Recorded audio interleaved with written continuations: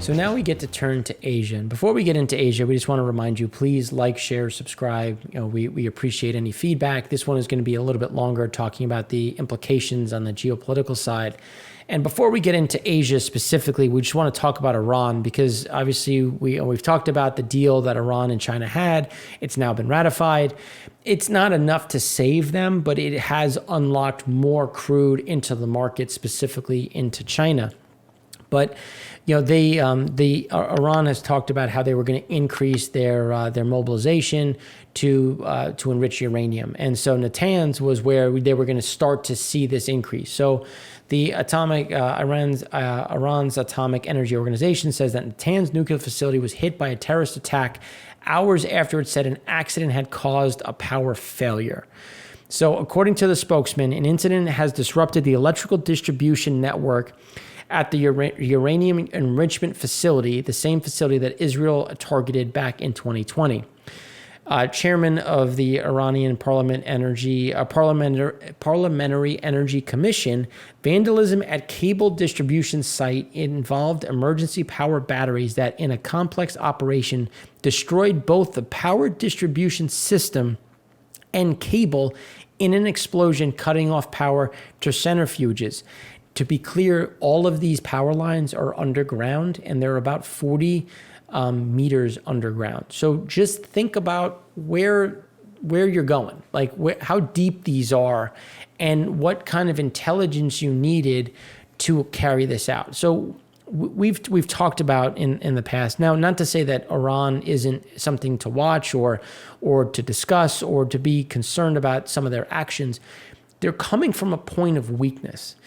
When you can have a facility that is supposed to enrich uranium that you're threatening the world with, and you can have something underground get destroyed and take down your facility for 9 months, think about the planning. Think about the inside information, the people that have to redirect traffic so you don't know that they're digging there for different reasons.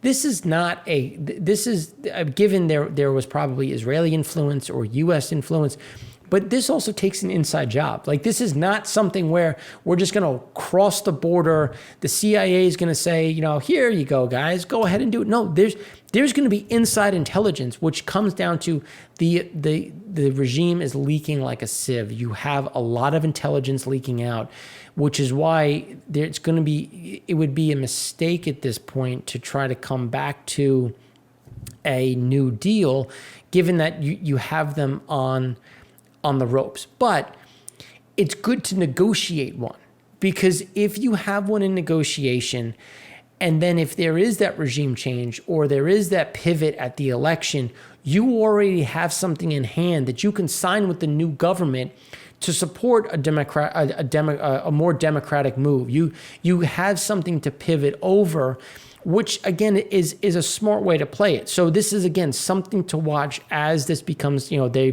the Houthis increase their involvement on attacks in Saudi Arabia. Those have been deterred.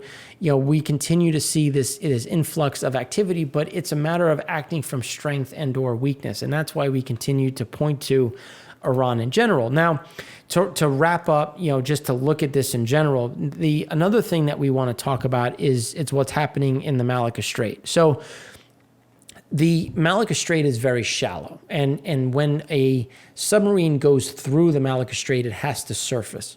So when it surfaces, and a nuclear sub is hard to track, but it's easier to track a nuclear sub if you can see it, watch it surface, and then go back beneath the surface of the water. So what does that mean? Well, India and China and Japan have come to an agreement where there's about 524 islands that are the territory of India. Some of them, 38 of them, are uninhabited, of which 38 are inhabited. So you have a lot of them that have nobody there. So Japan sent its first ever aid to the Indian islands at the mouth of the Malacca.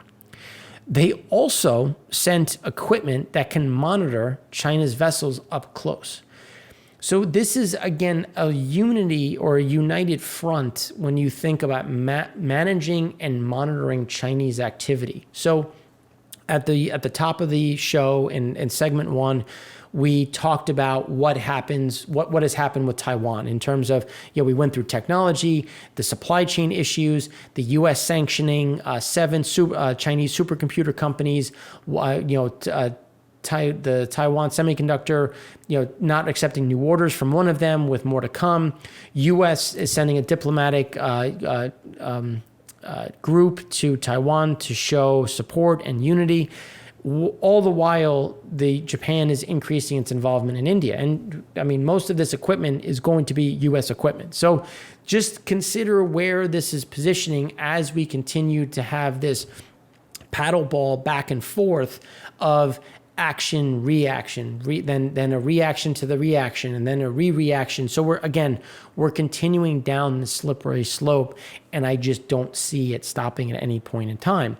And with that being said, as some of the things that we said in 2020 during the presidential election, we said that no matter if Trump or Biden wins, there's going to be a national pivot or a narrative pivot to go against China and to at least highlight, implications that China has done or see the news pivot.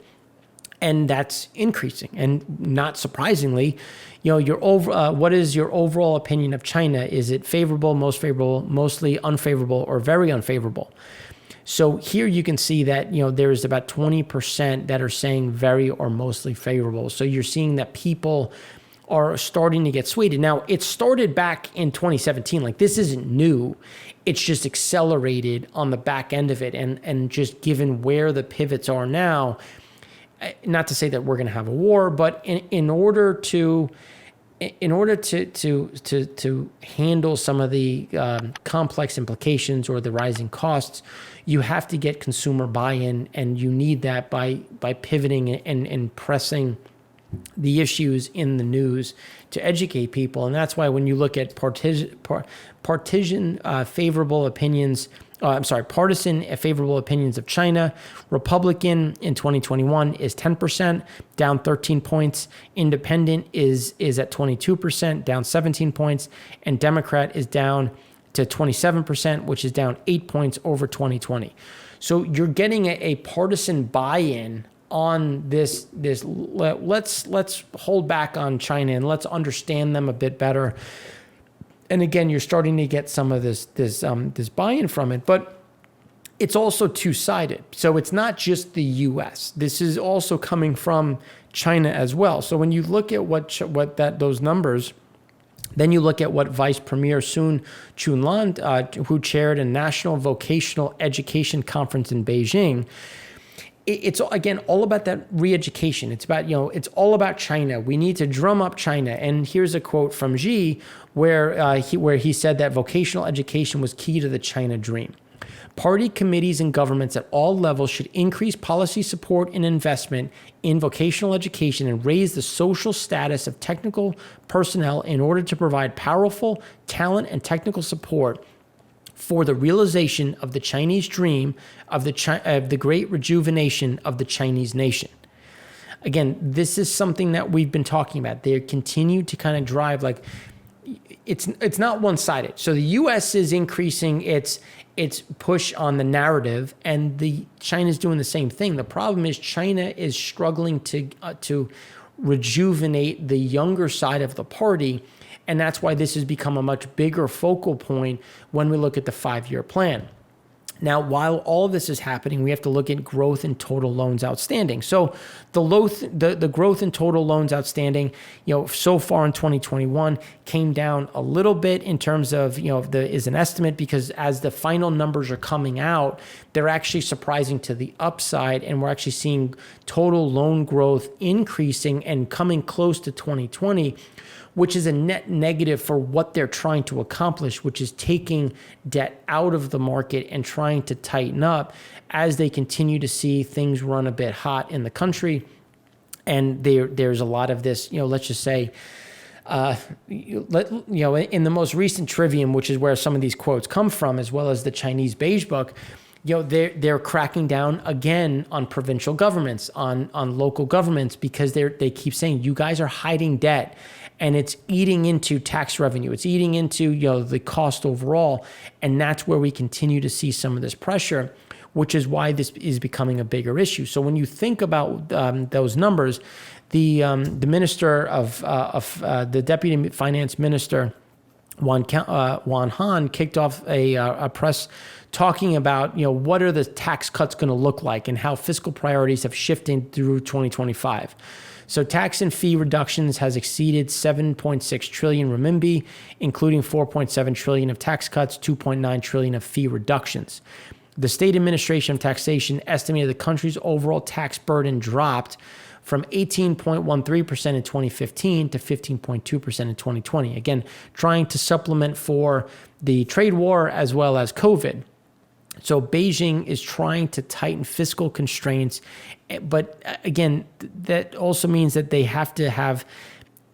they're trying to tighten fiscal because they don't have the tax capacity, and they really can't implement new taxes because they're still struggling with that internal demand metric.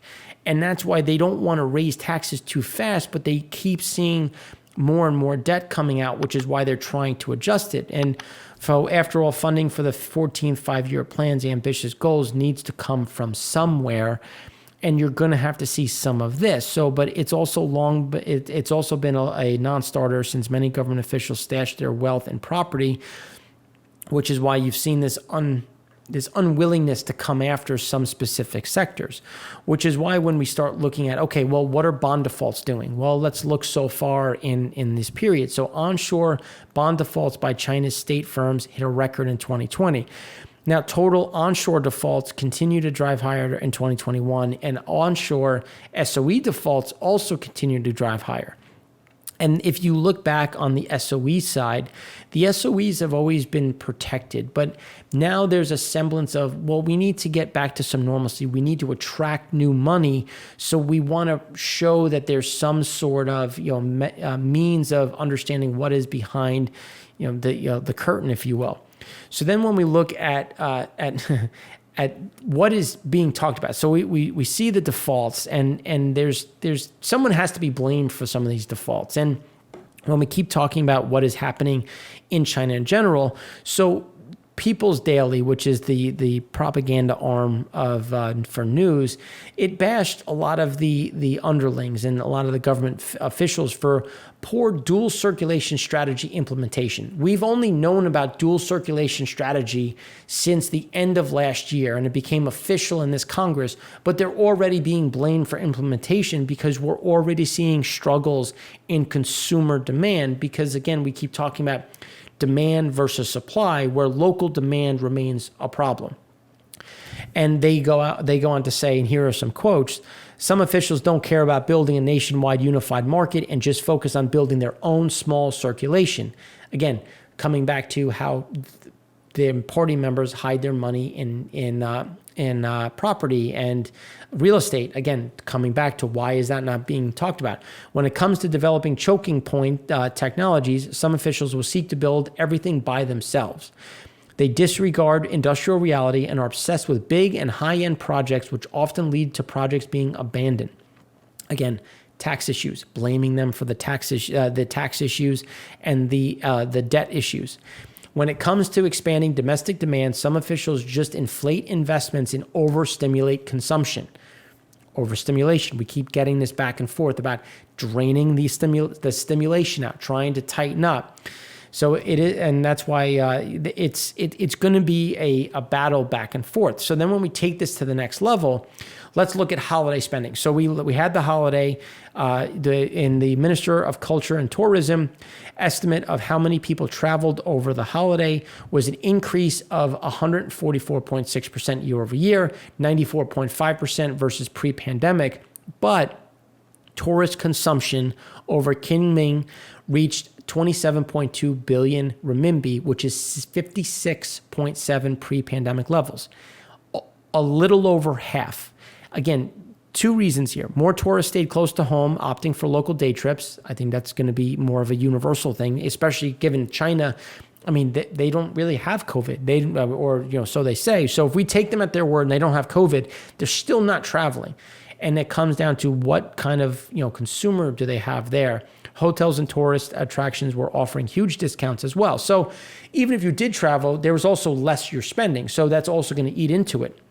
So disappointing spending stats over the holiday are emblematic of China's broader challenges in stimulating consumption, which again, how are you going to stimulate consumption? So you're already blaming people for dual circulation strategy failure, but people aren't buying. And that comes down to a much bigger issue on when you look at what continues to get pushed. So the party's top theoretical journal published remarks by Xi about the history education campaign. Again, they're all linked in terms of trying to create some kind of openness on bond defaults, but also trying to generate that local consumption. And it's being driven not only by the party members, but by re-education. Xi's message was simple. We review history not to seek reassurance from success, but to gain the courage and strength to advance.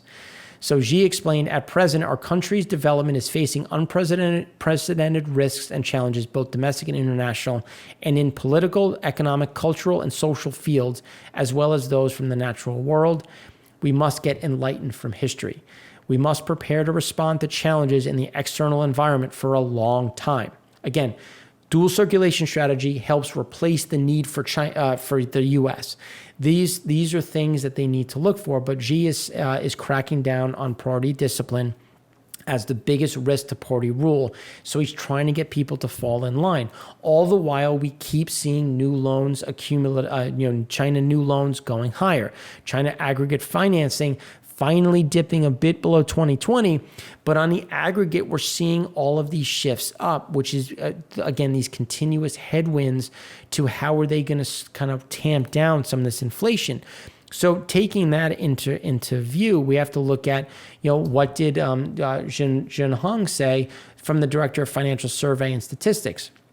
The rise of macro leverage during the epidemic reflects the counter-cyclical policy supporting national economic recovery, because in 2020, macro leverage rates rose to 279.4%, up 23.5 percentage points from 2019. So you're getting this surge, and again, this is one of the highest in the world, really, especially on the fact that this is the second largest economy in the world. So these policies have played a positive role in effectively promoting the resumption of work and supporting the real economy.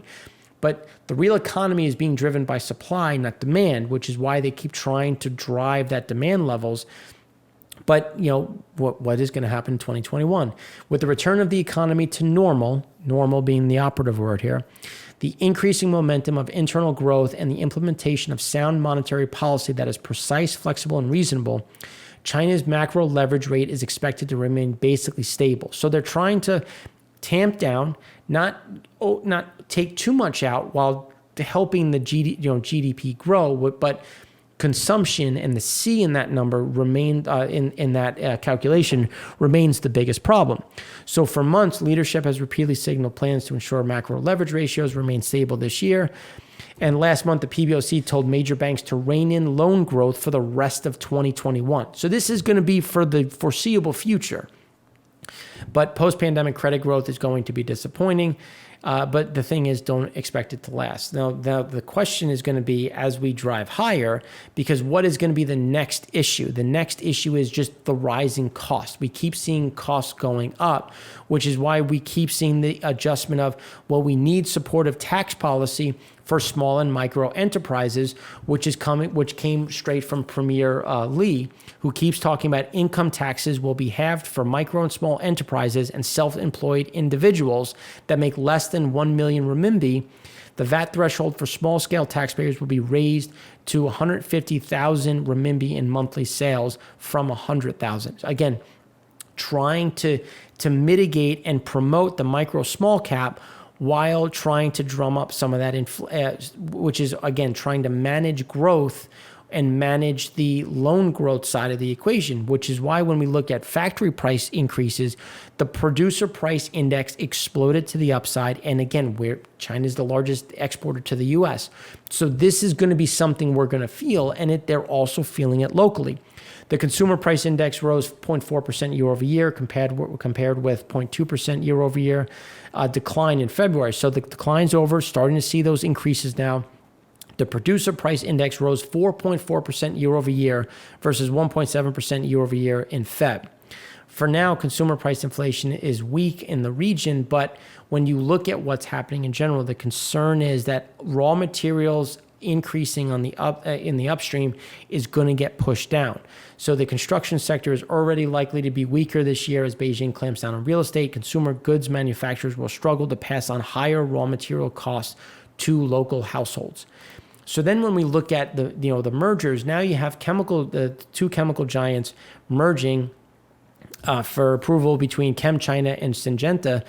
ChemChina landmark US $43 billion acquisition of Syngenta announced in 2016. They're trying to get some of these mergers, so 17 publicly listed subsidiaries will be impacted by the merger.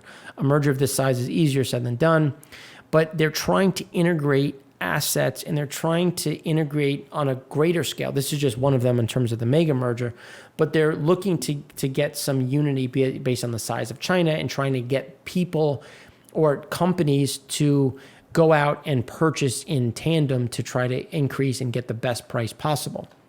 And all the while, China aggregate social financing is recovered strong on the back end with yuan bank loans and a growth in corporate loans. You did get a decline in foreign currency bank loans and some trust loans, but again, foreign currency bank loans, the foreign influence is starting to dwindle.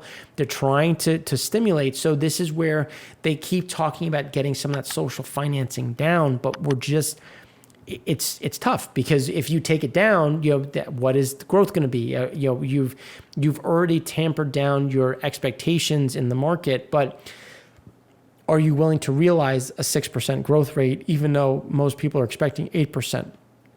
So this is going to be a bigger issue as we go forward.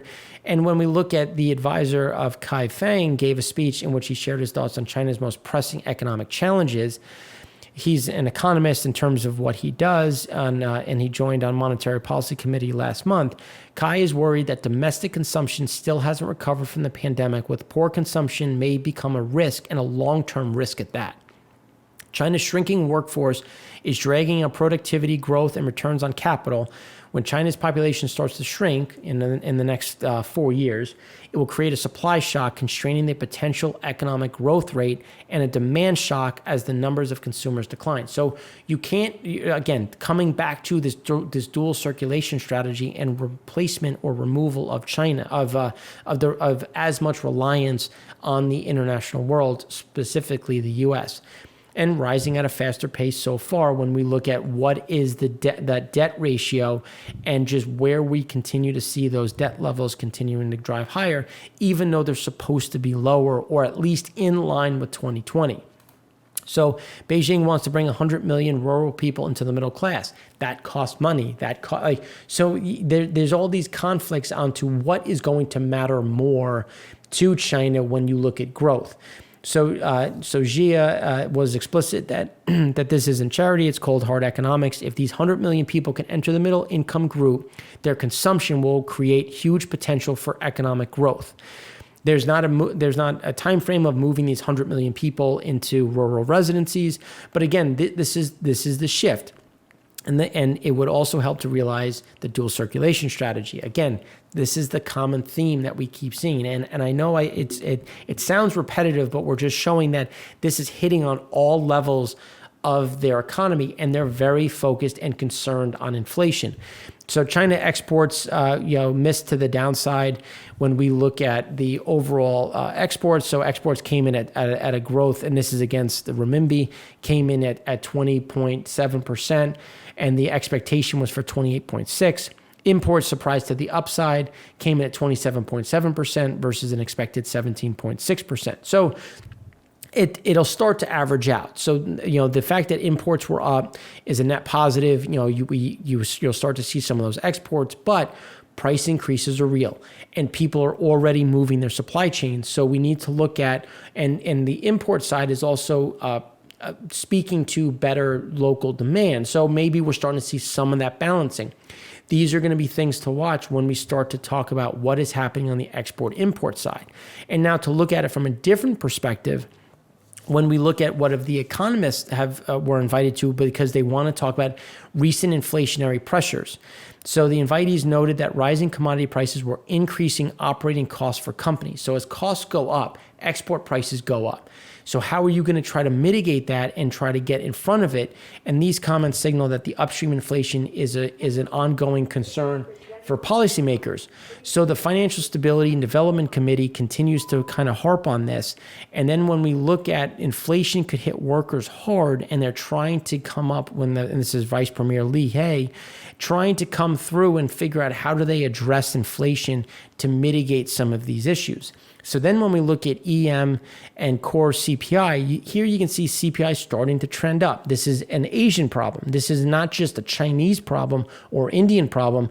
EM ex Asia is trending higher, above the trend line, and EM Asia ex China is EM ex Asia is trending up, and EM Asia ex China is also trending up. So you're seeing the pressure across the system, which again is going to limit monetary policy, the ability to ease, inflate, and it's going to drive up some of that inflation. So then when we look at PPI inflation, will continue to shoot up. For now, looking at producer prices gains have not peaked yet, according to Pantheon at Macroeconomics in China.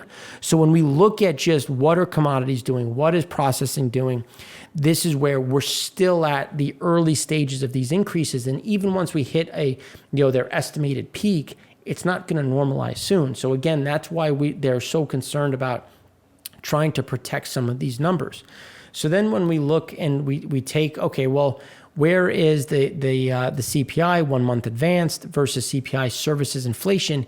You're going to start to see some of this pivot higher, and this is again going to impact the local consumer more, and then it'll be exported into the market. And then when you look at China is set to decelerate, they continue to put pressure. So domestic industrial orders, a leading indicator, has rolled over. So you're starting to see a bit more of this pressure where orders are starting to slow. So that's, again, going to put pressure on exports.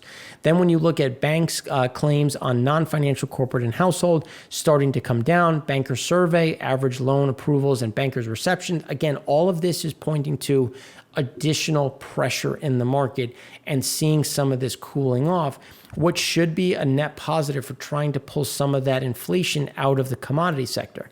So China's, then on the same time, when you look at what is happening in China's deceleration, you have to consider what are they doing. So China's antitrust watchdog went after Alibaba with a record-setting fine, coming in with fining them by about $2.4 billion USD. But again, it's also not just them. They are sending a warning. On Tuesday, the antitrust watchdog and 2 other ministries invited 34 tech companies for talk, demanding that companies correct anti-competitive practices. Now, the Alibaba case should serve as a warning. All internet platforms should know how to respect and obey the rules.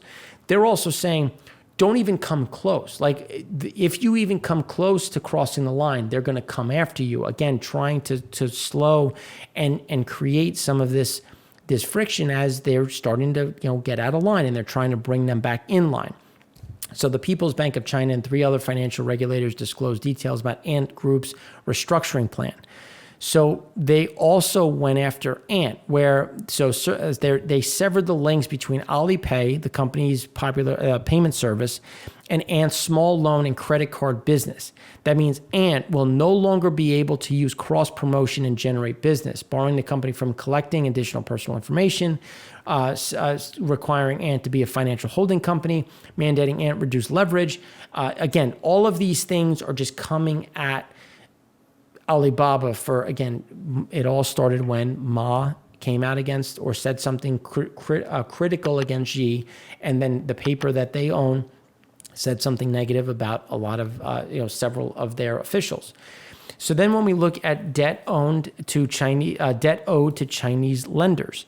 So when we look at, okay, well, who are they exposed to? And this does not give a warm and fuzzy as to the people that they have the most exposure to as a percentage of debt as a percent GDP in 2019. So this is using 2019 GDP numbers and debt owed to Chinese lenders as a percent of GDP in 2019.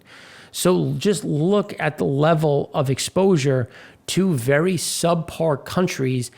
And even if they can't pay it back and then you take delivery of the asset, what is the asset worth? What is the revenue it's generating? Can it actually even cover the bad debt? And that's where we continue to see this problem, because the assets are just so far underproducing that they're just not generating what they need to generate. So then when we look at what the U.S. stimulus is going to do. So the stimulus will add about $30 billion to U.S. imports from China this year, which is an estimate from Derek Scissors, the chief economist at China Beige Book.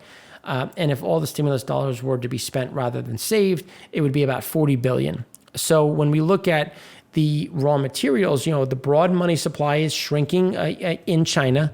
And whenever that shrinks, there's typically a rollover in raw materials. And again, trying to manage inflation internally, trying to adjust and take some of the liquidity out of the market to try to protect against this inflation, which will be a detriment to raw materials or raw material pricing. China's inflation also to surge higher in the coming months. As you see this PPI pulling that CPI up, which again is going to be detrimental to the local consumer, which is already under pressure. So then when we look at China's energy demand, sees coal and renewables soaring because, again, coal is still a huge part of China's economy, and it's not going away. It's only increased over the last 20 years, and it's going higher over the next 10. These are the things that when we talk about renewables, coal, and China really doesn't have the bandwidth nor the money to try to get away from a cheap form of energy at this point in time.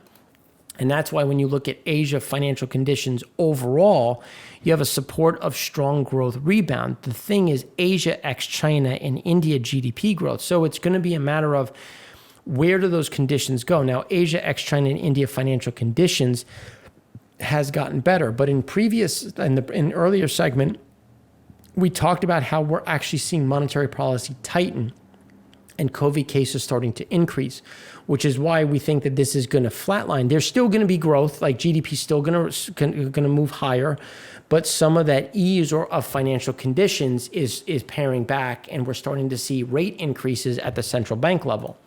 So then when we look at India has come under pressure, obviously due to the rise in COVID. So when we look at what has happened, so PMI services, slowed down. In March, they came in at 54.6 versus a previous 55.3. PMI composite came in at 57.3 versus came in at 56 instead of 57.3. CPI surprised to the upside. It was expected to be at 5.4%, came in at 5.52%, getting dangerously close to that 6%. But so far, they've said that they're not going to adjust. And industrial production in February dropped to 3, instead of it being down 3%, it was down 3.6%, which again just speaks to the pressure that remains in the country based on the rise in COVID. And this is just putting into perspective as to where inflation is versus the target of 6%, because India kept that 2%, 6% spread. Now, Bloomberg Economics is expecting a slowdown. We are not. We are expecting this to continue to drift higher as PPI gets pushed up, as you get an increase in just general crude pricing. Even though based on the EIA, we have crude going back up, Brent at 66. You're having food continue to drive higher. This is why we think that you're going to continue to see that pressure to the upside, because the market's going to force them to do something. And when we look at the aggregate side on the broad-based increases, you can see just based on where food is, food and beverage was up 5.2%. Meat and fish was the biggest driver, 15.1%, with fats and oils up 24.9%. Fuel and lighting continued to drive higher, housing up, clothing up. Again, All of these things continue to push to the upside, which again is continuing to keep pressure on monetary policy as they continue to try to maintain a very open fiscal policy. Now, on the broad-based slowdown, when you look at mining, manufacturing, those were the biggest slowdowns in general, especially manufacturing, which speaks to what does local demand look like? What are exports going to look like? And this is something that should be a bit more transitory on the manufacturing side, but mining is going to become, I think, a bigger issue, especially when we look at what kind of activity are we going to see within India, given the pressures that we continue on not only just their trade partners, but into the international markets. South Korea export price index, went higher again. Again, it's not just China. It's not just India. Export prices year over year were up 5.6%. And again, you don't have the same type of year-over-year challenge when you think about where we were in 2020. And then bank lending to households were actually down year-over-year, with the latest being at 10.8%, as we continue to see some of this drift as countries are trying to manage that loan. Then when we look at rare earth leaders, obviously this is going to become an issue. When you look at what Biden is talking about with infrastructure, rare earths, which are very key to green EV and magnets going into a lot of these assets, China remains the rare earths produced in 2020 and reserves. So again, this is where Vietnam gets important. Brazil becomes important. How do you mitigate the reliance on China over the longer term? Which is when you look at India on 8 core industry growth rate, you can see that there was a big step back and it came down 4.6%. And based in, as we go into March, as lockdowns increased, we're going to continue to see that growth rate come down, which is why we're going to keep seeing pressure in mining and that manufacturing. Manufacturing, not as much, but mining, I think, is going to be the bigger issue because they'll try to sell as much as they can from inventory, and again, trying to manage some of that perspective. Now, when we think about borrowing as an aggregate, when we look at China, just to wrap up on China here, outstanding loan growth fell to 12.6% year over year, down to TSF down to 12.3% year over year. Credit is being watched. Borrowing has fallen since Q4 19. Based on China Beige Book, where credit is going is now more important. And when we look at where is it going, the private side continues to get that support while SOE borrowing continues to come under pressure. Again, trying to manage that system. And as we talked about with the micro and small cap, just to kind of summarize, that micro small cap is getting pushed to that private sector, with new bank loans in China rose more than expected in March from the previous month due to strong corporate and household demand, as the central bank walks a tightrope between supporting the rapidly recovering economy and containing debt risk. So again, this is where we continue to see where SOE is going down, private's going up, households seeing a bit more demand.